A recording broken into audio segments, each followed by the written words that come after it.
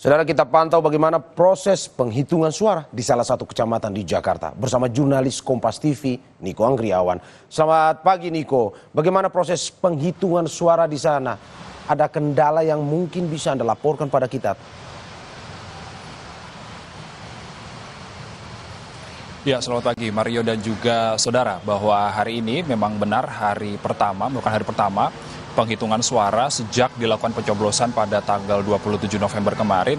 Dan di tingkat kecamatan ini, Mario dan juga saudara, di Kecamatan Tanah Abang, Jakarta Pusat ini harusnya pada hari ini dilakukan proses rekapitulasi suara dari TPS yang telah dilakukan perhitungan semalam.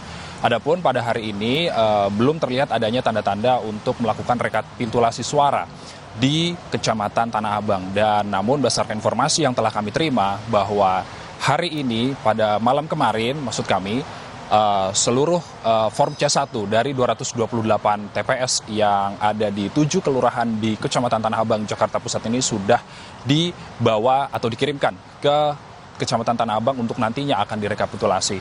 Adapun pada rencana penghitungan suara di tingkat kecamatan ini nantinya akan dilakukan selama kurang lebih 6 hari. Itu target KPU sebelum nantinya akan diumumkan pada tanggal 16 Desember 2024. Dan apapun rekapitulasi ini, KPU di mana itu dalam Pilkada Jakarta ini tidak melakukan sistem quick count oleh KPU sendiri, namun nantinya akan dilakukan proses rekapitulasi atau penghitungan suara secara berjenjang dan juga secara manual, mulai dari tingkat TPS, lalu di tingkat kecamatan, lalu sampai hingga nanti di tingkat provinsi hingga tingkat nasional. Dan kemudian nantinya proses penghitungan suara atau pengumuman nanti yang akan dilakukan oleh KPU pada tanggal 16 Desember 2024 ini berdasarkan hasil penghitungan form C1 dari 14.835 TPS di Jakarta. Dan adapun proses dari tersebut nantinya berdasarkan penjelasan dari KPU, Jakarta ini menjadi provinsi, satu-satunya provinsi yang akan berpotensi untuk menggelar pemilu sebanyak 2 putaran. Dan apabila nantinya salah satu pasangan calon yang menang ini mempunyai suara di atas 50% plus 1, nantinya Jakarta tidak akan memiliki putaran kedua. Apabila di bawah 50%, nantinya Jakarta akan melangsungkan pemilu di putaran kedua. Adapun kapan dilaksanakan pemilu putaran kedua, nanti putaran kedua ini tentunya akan berlangsung sebelum dilakukan pelantikan gubernur terpilih pada 7 Februari 2025. Adapun apabila kita bisa melihat dari hasil Litbang Kompas atau rekapitulasi hasil quick count dari rekapitulasi Litbang Kompas ini, Ridwan Kamil dan Suswono ini memperoleh suara 40,02%, sementara itu Dharma Pongrekun berhasil mendapatkan suara 10,49%, dan juga Pramono Anung dan juga Rano Karno ini berhasil mendapatkan suara 49,49%. Dan kemudian sementara itu sampel suara yang masuk di Litbang Kompas ini sudah mencapai 100%.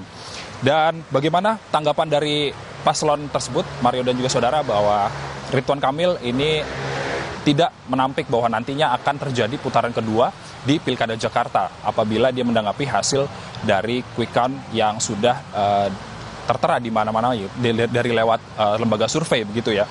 Lalu kemudian dari Dharmakun sendiri menyebut hasil dari quick count tersebut merupakan hasil yang membanggakan dan juga menyenangkan, karena kita juga tahu bahwa Dharmakun ini tadinya secara konsisten dari survei dan elektabilitas ini berada di angka 3%. Namun saat pencoblosan dan juga hasil quick count ini Dharmakun memperoleh hasil 10%. Dan kemudian dari kubu Pramono Anung dan juga Rano Karno ini pede bahwa hasil dari perhitungan internal mereka, dari perhitungan 14.835 TPS mereka ini berhasil akan melalui pilkada hanya dengan 1 putaran. Itu dari pendapat Rano Karno. Dan juga kita juga masih menunggu hasil dari perhitungan suara, terutama di Kecamatan Tanah Abang yang akan berlangsung pada hari ini. Dan juga kita harus mengawal juga proses penghitungan suara yang nantinya akan diumumkan oleh KPU pada tanggal 16 Desember 2024. Mario. Ya Niko, rekapitulasi dilakukan secara berjenjang sesuai dengan informasi yang Anda laporkan. Tetapi dari informasi dari apa yang Anda peroleh di lapangan, apakah mungkin ada kecurangan di dalam perhitungan suara yang mungkin laporan-laporan yang masuk ke Bawaslu untuk ditindaklanjuti hingga saat ini?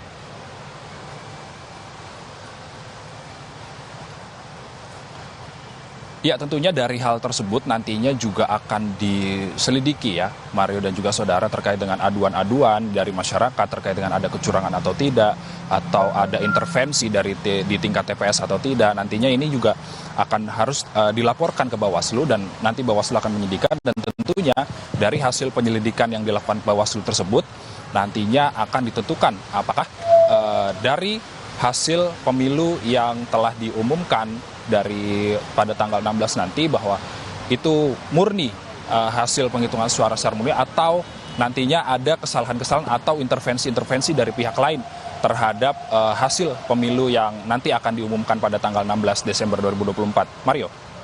Ya, Niko Anggriawan, terima kasih atas laporannya. Selamat bertugas kembali.